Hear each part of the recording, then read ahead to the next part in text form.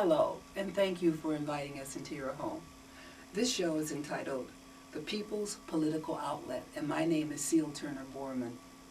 This show is designed to give you a forum to talk about the things that are not right in your neighborhood and the opportunity to change them.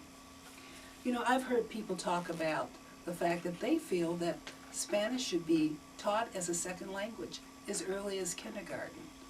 And just the other day I heard someone mention the fact that, well, who has the right to get government assistance? And what about these career politicians? You know, you might think you're just the average Joe, but you can have a voice and you can change things that are going in your community, right or wrong. And we're going to take a station break for a commercial, and we'll be right back, and I will introduce you to someone who is making a difference in their community. Hey, you ever thought about video production? What about audio production? Well, listen, we got it. All the way down to the cameras, to the shooting, all the way down to the editing. Oh, not to mention, we also have lighting classes too. Also, audio classes, you guys. Can't miss that. Mixing, mastering. Yeah, we'll show you how to engineer, you guys, all in Pro Tools. I'm talking about just like the big dogs do it, where you're able to do music production also. Work the MPC. I'm talking Reasons and Fruity Loops. Hey, you know how Kanye does it, right? Or should I say Lil Weezy? Lil Weezy, we can show how we get it, show 'em how we get right into it, show how we get it. Okay, that's enough, guy. Thanks a lot. Anyhow, if you want to go ahead and get in touch with us, you can reach us at area code 818-890-5082. Our company name is Heroes of Life. Our address is 11243 Glen Oaks Boulevard, Pacoima, California, 91331. Welcome back to the People's Political Outlet. Let me introduce you to David Hernandez. Hello, David. Hello, Seal, and thank you for this opportunity to be on this show. Congratulations. Thank you for being here. My pleasure. Well, do you want to start out by me asking you, putting you on the hot spot? Sure, right away? let's get right into it. You want to get right to it? The lights are hot, all you need is a rubber hose, so let's just get started. Well, we had some of our listeners write in some questions for you. Okay. Okay. What did you see in your community that made you such a fighter? Well, like most people who get involved in any type of cause or an issue, usually it's something that makes them angry. There's either an injustice or it's unfair or they have a sense of community, whatever it is. Mm-hmm. And in my particular case, I guess it came about when my daughter was 22. And one day she went from being very active and very outgoing and without any physical problems to having a lot of aches and pains that was getting progressively worse, to where she ended up being bedridden, having to use a wheelchair. And so this was at the age of 22. She was diagnosed with rheumatoid arthritis. And we didn't know anything about that. And one of the things that we had to do, like most families, we really didn't have the wherewithal to get expert medical attention. So we went to the emergency room at Olive View Hospital. Mm-hmm. And back then, I think the waiting period to get to see a doctor in the emergency room was about 4 to 5 hours. Mm-hmm. But once we went through that, and we were assigned a doctor and all the series of tests, and one of the things that I noticed was they had such dedicated people working in the county healthcare system, mm-hmm. whether it was the custodian or the nurses or the clerks, administrators. And what ended up happening, this was a process that took many years involved in that system, mm-hmm. Which eventually ended with, or in fact it's still ongoing, but what it included the replacement of her knees, the replacement of her hips, constantly going to the doctor and spending many hours there. But in spite of the circumstances, the experience that we had, for the most part, was there were dedicated people there. Now, that wasn't the reason.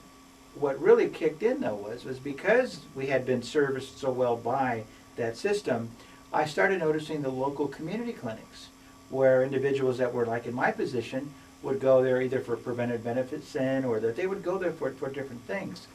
And one particular incident that sticks out was that the community clinic over at Tahunga and Magnolia, they were closing, and the county, the reasoning the county gave is it was lack of funding. Mm-hmm. And I'm reading in the paper that same week the county is giving Disney $3 million for the concert hall downtown. And so what that did was that that put me in a position, well, do I ignore this? Or do I have a responsibility as someone who has received the benefit, or my family has received the benefit from individuals in that county healthcare system? So I accepted the challenge, and I went to the County Board of Supervisors meeting and said, you know, what's going on here? On one hand, you're saying there's no money to offer treatment for individuals, but you're going to give Mickey Mouse $3 million? It's like, come on. And what that started, and that was, 20 some years ago, was that it showed me is that there's always money. Yes. But what is lacking is the lack of priorities. And that unless someone gets involved, gets educated about a particular issue, brings in the facts, and then stands up and says, wait a minute, that's not right. Mm-hmm. And you may not be able to do much, but you can do something. And sometimes it's really drawing attention to the injustice and the unfairness and the lack of prioritization that the local officials have. Because if they're not held accountable, things like that happen all the time. Listen, are you ready for another question right now? How was that? That was fabulous. Okay. That was fabulous. Fire away. And I'm sure that the people out there watching are really, really touched by the things that you're speaking about. What is unfair? What other things that you have seen that are unfair? That How much time do you have? Well, let's deal with something that's current, right here, right now. Right now. What's Okay. unfair currently right now? We're in the northeast San Fernando Valley. True. Or let's just say the whole eastern San Fernando Valley. Yes. I've been living here since 1955, so most of the communities have been around a while. Yes. And as a result, if we look at the sidewalks, if we look at the streets, we look at the trees, the conditions, the infrastructure, it's pretty dismal. Mm-hmm. And it's not only dismal, it's dangerous. Yes. And I mean, you can go to any community, especially in the Northeast Valley, and you'll find sidewalks are dangerous. I mean, they're dangerous because they're buckled, and most of them are buckled because of the trees. They're dangerous for children. They're dangerous for seniors. People are falling all the time, and they're being and what is really sad, I mean, the kids, they'll bounce back, and yes, they have their severe injuries, but you have a senior that takes a fall. That's a life-changing event. Definitely. And what ends up happening is that could develop into something that is so life-changing that they just give up. Mm-hmm. Now, over and over, we hear politicians, and they're saying it right here today, that we don't have the resources, we don't have the money to address those issues. So what is taking place, especially with the sidewalks, because there's about 4,000 miles of broken sidewalks in Los Angeles. And they're saying, well, our solution to address the injuries and the lawsuits is why doesn't the city transfer the liability of the sidewalk to you, the property owner? Yeah, that sounds great. That way, the city says, well, look, we've done something. Even though we've been responsible for the sidewalk for 40 years, we're transferring the liability to you. Well, listen, does that mean I get out there with my cement and I can do it myself? Absolutely not. No, you can't. You have to follow the city's guidelines, because there are specifications.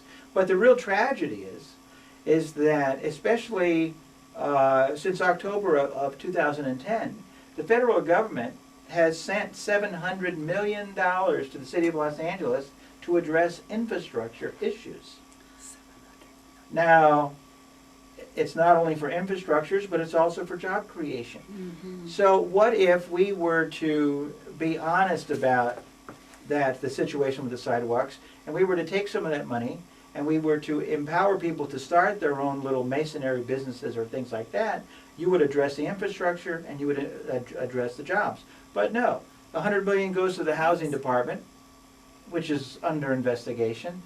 And you look at a line item of where that money has already gone, and it's like, well, $5 million to a summer night lights program, or and you start looking at, and what you see is there are all these pockets of politically connected businesses, nonprofits, that the money that is just flooding into Los Angeles is finding its way to and not really addressing the issue. And so it's really the resources that are already coming into the city that belong to the people, to the taxpayers, yet it's not going to address their issues. And so that, I believe, is the major injustice, because all of the other things that are taking place, if the money was focused and directed to where it's supposed to go, then a lot of those quality of life issues would be resolved. Got a point there. Can any community member become a leader of change? Well, especially now, it's called the old 80-20 rule. I mean, 80% of the people will complain, but there's a very small number that will actually step forward and do something. Granted, many people don't think that they have any power at all, that there's absolutely no reason to do that. But when you look at, going back a few years, the formation of the neighborhood council system. Now, the neighborhood council system was formed because the San Fernando Valley wanted to separate from Los Angeles. So rather than allow that to happen, they wanted to at least give something to the local communities, to give them the idea that they had some local control. So there's about 88 neighborhood councils from San Pedro to Sylmar.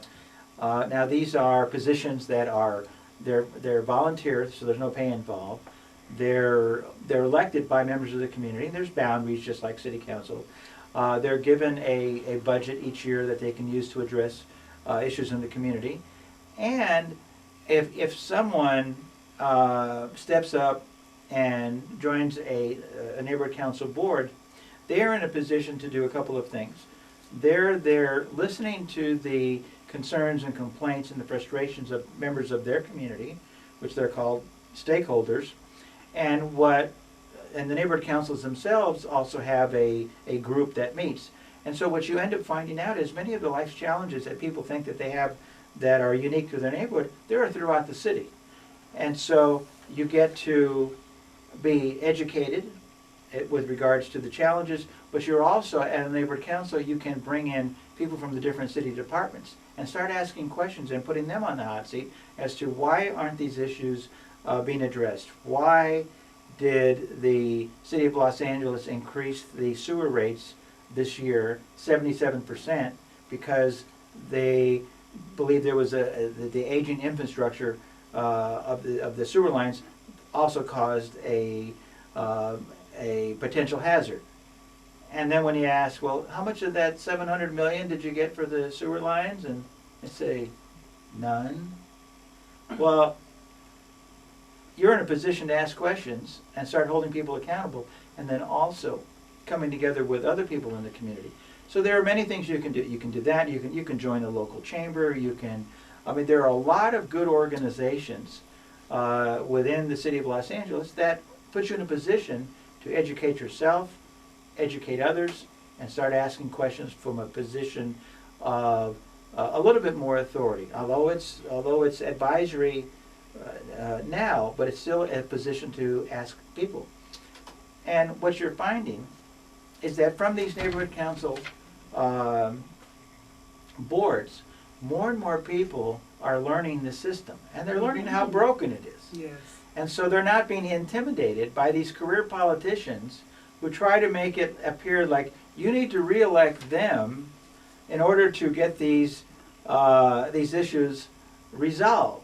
Now, they may have been around for 10 years already and they haven't resolved them yet, but what people in the neighborhood council system are saying is that, you know what, I could replace that guy or that gal. Yes. And that's really important, because once people get that knowledge that these politicians aren't anybody special, and that they're in there by a very, very fragile mechanism, they start stepping forward. And you're seeing that now, people coming from the neighborhood council systems running for office.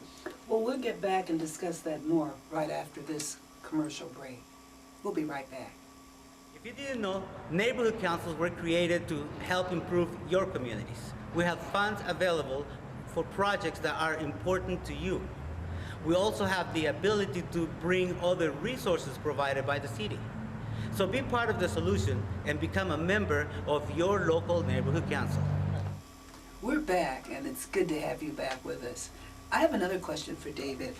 With the cost of running a campaign, David, how is it possible that the average stakeholder would have a chance to run for office? They have absolutely no chance. They have to give up now and let the kings and queens.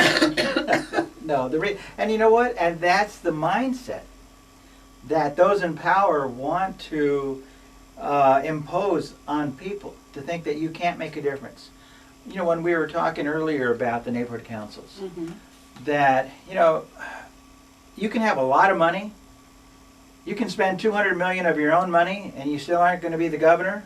Like Hewitt Packard. Yeah, lady. and you can, I mean, and if we focus locally, if say City Council District 7, I've seen candidates run in City Council District 7 that raise $300,000 and get 1,800 votes.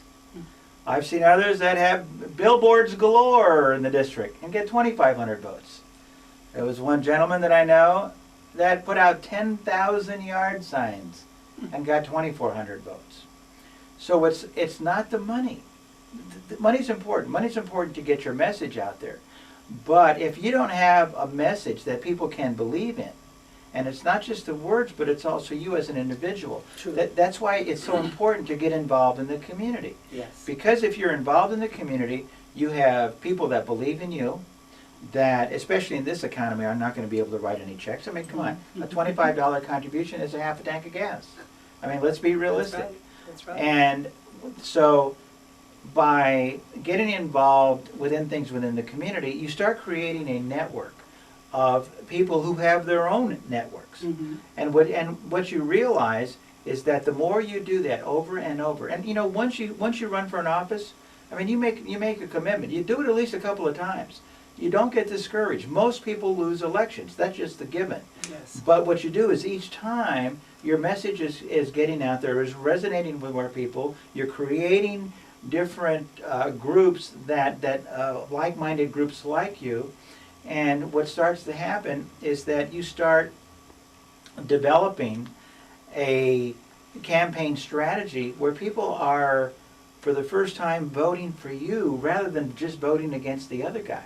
And people see how determined you are, too. Well, it's yeah, the determination, because you're not just there to make a name for yourself. You're not just there to build up your resume. You're there because you actually are making an investment in a community that all of you share. The reality is, the more that people find out, I mean, there's a big secret around here.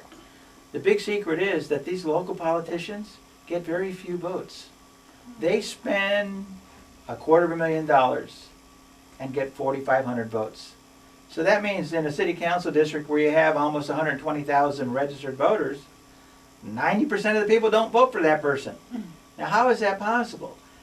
When you look at, for school board, when you look at state assembly, I mean, our current state assembly member, when he was elected the first time, he was elected with 6,000 votes out of, what, 200,000 registered voters in the district. So the reality is the machine is very fragile, but the illusion of their invincibility is very strong. I see.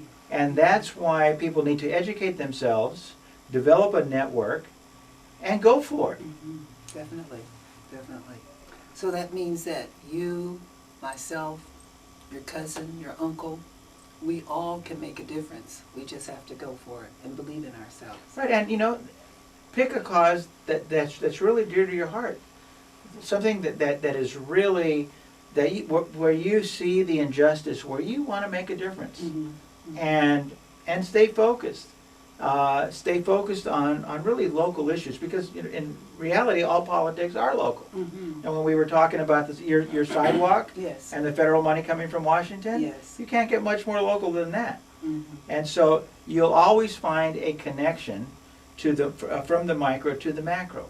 And if you educate people and you show them, you know what, your vote does make a difference. The apathy that voters have, that's not by chance. That has been instilled by politicians and special interest groups. Well, let's address that apathy that you're speaking about. When do you think it really started just happening? Because it seemed that years ago people were much more into volunteering and getting involved in the community.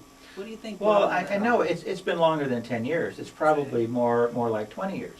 Mm-hmm. And what people don't realize, that's exactly what the politicians want.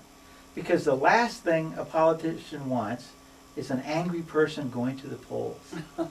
Because they're not going to be voting for them. They're going to be voting for the other guy. That's right. Or gal.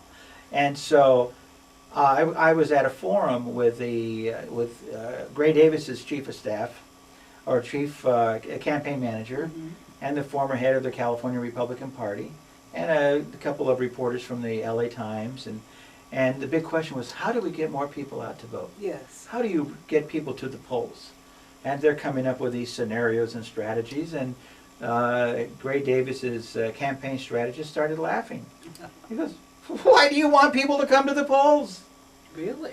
We don't want angry people at the polls. What we do is we analyze how many votes we need, Mm-hmm. and we focus on that many people. We don't want those other people coming to the polls, because if they did, we'd be voted out of office. Did you guys hear that? Did you guys hear that? We got to get to the polls. And we're going to take a station break, and we'll be right back. Welcome to the One Love for Each Other Concert and Youth Marketplace, where community gathers in support of keeping love for each other alive through the arts, with themes like unity, tolerance, diversity, peace. Hi, I'm Nina Royal, publisher and editor of the North Valley Reporter. We are a small neighborhood paper. It comes out monthly. And if you're a small business, this would be the perfect place for you to advertise. My telephone number is area code 818-563-1962. And our website is www.northvalleyreporter.com. Visit it and you will find everything you want to know about the North Valley Reporter. Thank you. Hi, my name is Isaac Luna from Luna's Radiators and Mufflers. We are located at 10677 San Fernando Road, the beautiful city of Pacoima, California. We've been in the same location for over 40 years. We specialize in radiators, mufflers, brakes, shocks, custom exhaust, catalytic converters. We are not cheap and we're not expensive, but we are reasonable. Our phone number is 818-899-0812, and we are glad to be of service to you. And thank you. Welcome back to the People's Political Outlet. And today we have David Hernandez. On the hot seat. On the hot seat. And David, I have this one last question for you. Okay. You know, give us an example of something that's really wrong in the community and the steps that you would take to change it for the better. Well, there's so many.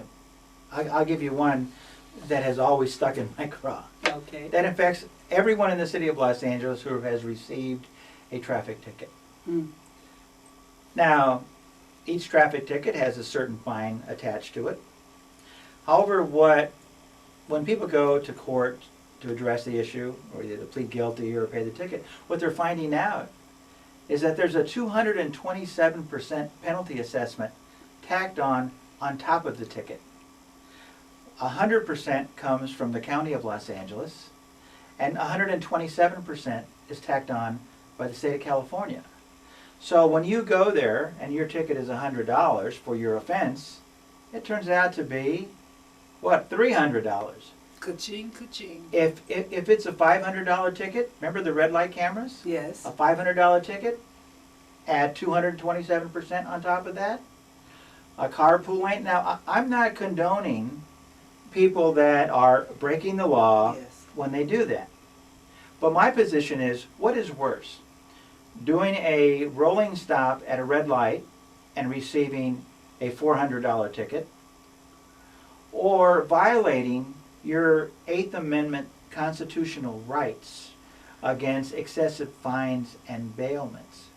I believe that the government is creating a worse offense by violating the U.S. Constitution and the Bill of Rights, specifically the Eighth Amendment, by doing that. And especially in our community here in the Northeast Valley, and these economic times, Yes. they haven't rolled back any of that penalty assessment.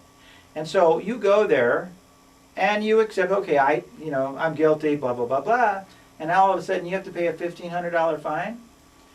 Now, what happens if you don't have the money to make your house payment or to pay for food or medicine?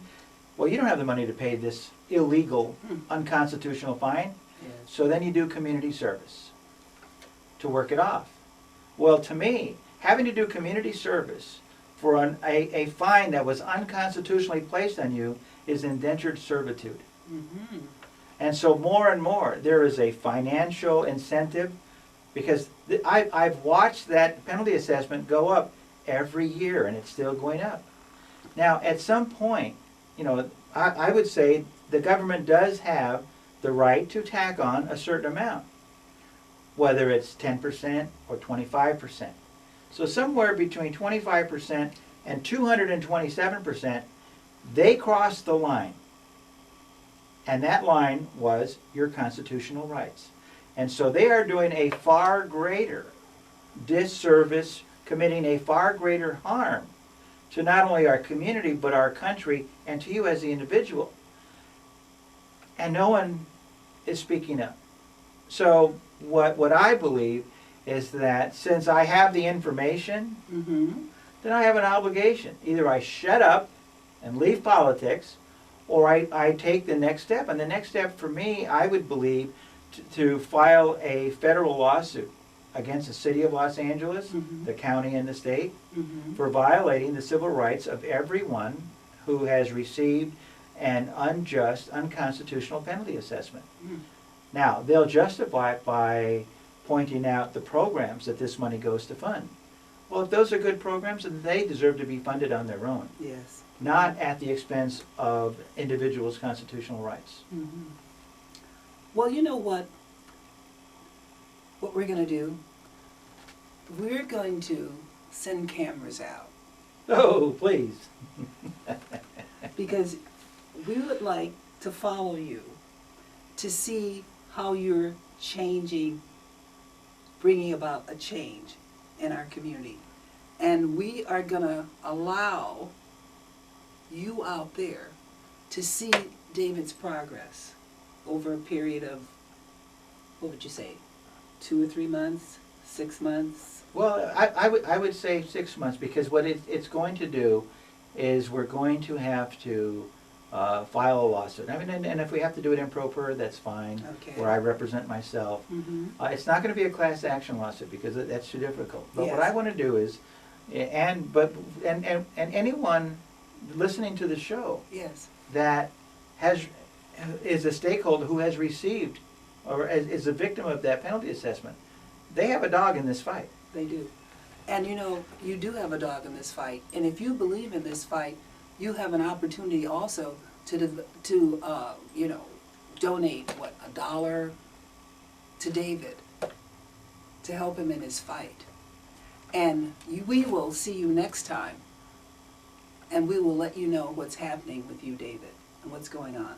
So once again, thank you very much for inviting us into your home.